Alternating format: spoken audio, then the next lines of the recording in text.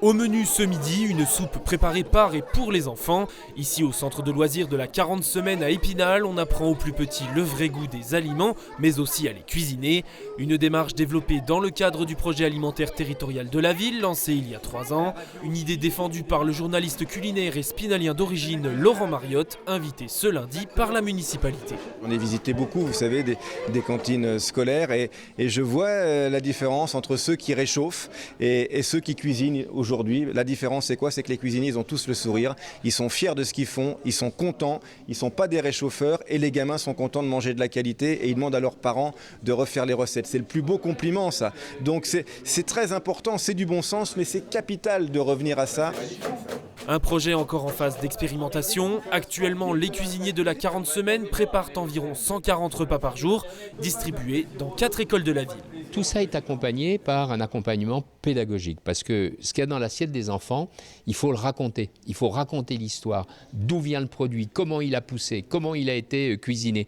Et puis derrière, vous avez des tas de dimensions, la dimension santé, bien sûr, la dimension économique, puisque on ne pourra pas produire tout ce qu'il y a dans l'assiette, donc il faut qu'on aille chercher des compléments, la viande, l'épicerie.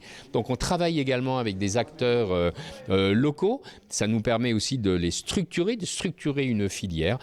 C'est une goutte d'eau à l'échelle du territoire, mais ce qu'on veut démontrer, c'est que c'est possible.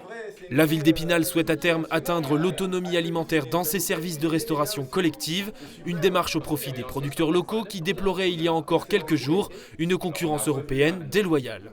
C'est une vraie réponse à la crise agricole. Pour moi, ce sont des projets qui donnent l'exemple. Pour sortir de la crise agricole, il faut revenir à un ancrage local. Et c'est ce qui se passe ici, en travaillant avec une régie maraîchère qui fournit la cantine, des éleveurs bio qui sont à même pas des kilomètres d'ici. La loi Egalim, qui était au cœur des débats ces dernières semaines, doit garantir une rémunération fixe aux agriculteurs français, mais elle concerne également le domaine de la restauration collective. Depuis le 1er janvier 2022, chaque repas servi en cantine doit être composé d'au moins 50% de produits durables et de qualité, dont 20% bio. On est encore loin du compte au niveau national, mais à Épinal, on espère aller bien au-delà. C'est 100% bio ici. Alors quand je dis bio, c'est légumes, petits fruits, mais c'est également tout ce qui va avec. L'épicerie, 100% bio, la viande bio, etc. Donc on souhaite être, c'est l'objectif, à 100% bio. À terme, 1500 repas par jour devraient être distribués aux 23 groupes scolaires spinaliens.